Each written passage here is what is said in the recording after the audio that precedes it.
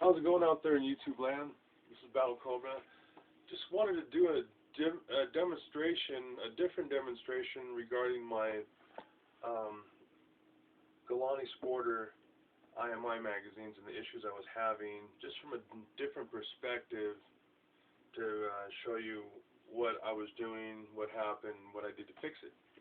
So, first of all, I'd like to mention that I'd like to thank one of my subscribers for sending me this fantastic t-shirt. It's nice, cool design. It says, "Peace is dead, you're next." I'm not sure if you can see the back logo that well, but it says 7.62 design, which is a cool caliber. So at any rate, here's my Golani Sporter, which is a spin-off of the Galil, which is an Israeli redesign of the AK-47. Look at it. It looks just like an AK. So let's do a safety check. The chamber is empty. The magazine is completely empty. These mags lock in the receiver just like the AK-47. And you cannot just swap out and use the AR-15 magazines because those work a little differently. But you can get an adapter I seen online at Missouri Arms, I think it is, .com, where you get an adapter and you can use standard AR mags, even drums too. That'd be cool. So, some of the feature flaws of this particular rifle is, hands down, the standard issued iron sights. I'm not sure if you can see, but the front barrel sight is canted to the left. This rear sight is canted to the right. You can see kind of lean.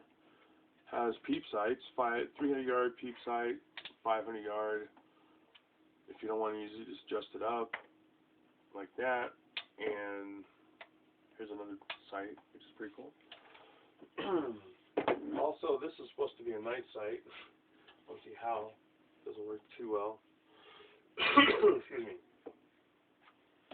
So, another feature, a cool feature, is the safety lever is ambidextrous. On the left side for your thumb, which works pretty cool, and the traditional big lever on the right side, just like the regular Russian variant or Russian lever. Comes with the Tapco G2 trigger group, which is a nice trigger, works really good. The recoil on this is nil, nothing. And you don't even feel it. And accuracy is wonderful. So anyways, to the issue I was having regarding the magazines, I was giving a lot of crap to the magazines, saying these are crappy magazines, you know, they don't work well, I'm going to have to get something different like a Tapco or an Orlite. But I figured out it's not the magazine, it was the rounds I was using. This right here, I was using the Russian tool ammo, which is the cheap stuff, $4 or $5 a box of 20. And then I also bought some American Eagle AR-223 rounds, which are more or less more similar to the 5.56 NATO rounds. It's made for more of an assault type rifle. As you can see, the length of the shell is about an 1/8 of an inch longer in length, which is the tool ammo. So I'll even put one in the magazine and show you, or I'll put a couple and show you what I'm dealing with when I use this ammo.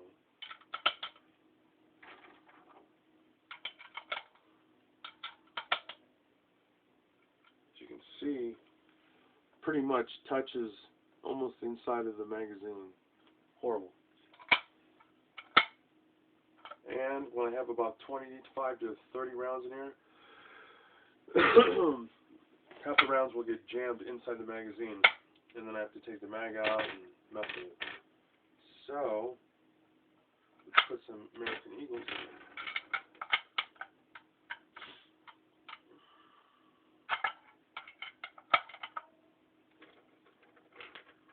Another complaint that I was reading and hearing about on YouTube with the Golani, for you guys who have Golanis, is the brass spinning out with dents. And the reason is, and I'll even show you because I think I have a dented round. Slight dent.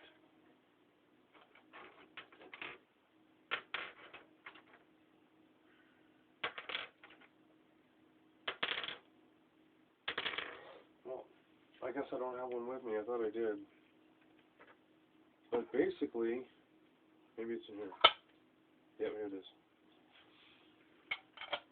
Basically, it's not the rifle or the receiver or the charging handle like we all were thinking. It's the magazine lip. So when it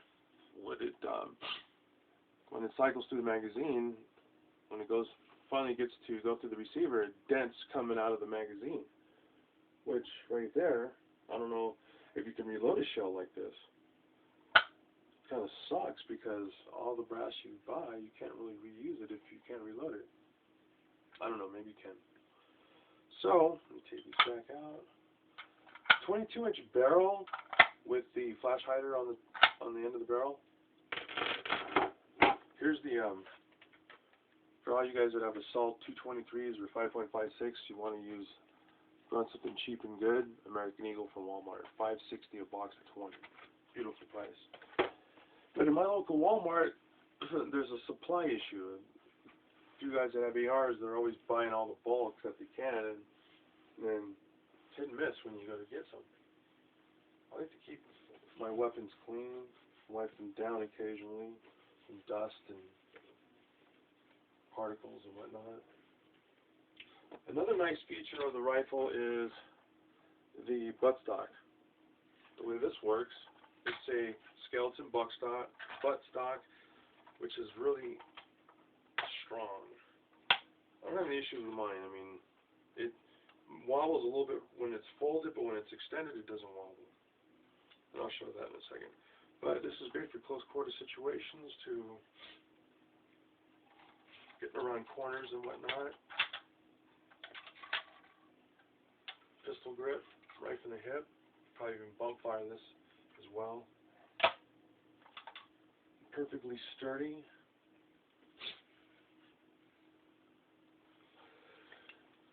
Right here is a wire cutting feature. It cuts right through wire when you do this action here. I've seen that on YouTube with another Golani. It'd be cool if this was fully automatic or even 3-round burst. Really get the most out of shooting your rifle. Even give it a different sound too. But other than that, I'm not really going to do many modifications to this particular rifle like I did my AK Wasser, for the simple fact that there's really not many accessories you can get for it other than maybe a quad rail or a scope rail. I'd like to get a different scope and not rely on these sights here.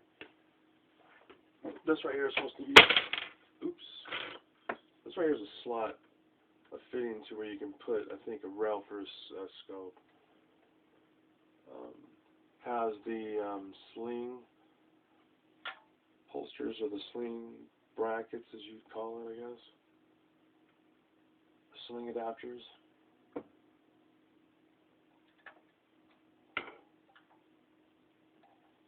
It's a beautiful rifle, I love it. I've since gotten rid of my AK-47, had to move it on down the line. I had to pay some bills, and I figured that when I have these two at the same time, you know, which one do I want to let go of? Because I don't want to let go of my shotgun, because that's a necessity, or my pistol. And at the time I had less weapons, I just had these three. Now I've acquired more since, different ones too, rifles, quads, pistols. But I thought, do I want to get rid of my Golani, or do I want to get rid of my AK? AKs are easier to come by, these aren't. Just to let you know, I got this from a local sporting goods store here in where I live, and I think I've seen this one sat on the they had two of them. They sold one, and then this one sat on the shelf for probably 6 to 8 months, and they finally marked it down to get it out, to discontinue it. And they were originally selling it for $800, and I picked it up for less than $500 when I got it. So So I got a pretty good $300 discount or so, which is pretty cool, pretty cool. Carrying handle, tip-up charging handle. So I thought, well, I'll keep this, and also I had to consider the ammunition that this takes too, the 223, 5.56, or the 7.62 round. This is a little bit more versatile, I think, for Americans. These are easier to get, cheaper to shoot. But I don't know, you can silver bear 7.62 or brown bear for about $7 a box of 20 over the counter. But I think I'm gonna start buying bulk ammo in bulk. I tried to fix the front sight to straighten it out. I mean, it has two screws, one locking screw and one adjusting screw, and no matter which way I adjust it, it doesn't sit right. I may have to take a sight tool. I have an AK-47 sight tool I could probably use on this to maybe adjust it somehow by twisting inside of it. So, nice little combo package to have is your 12 gauge. This right here is my 40 cal, which is not loaded.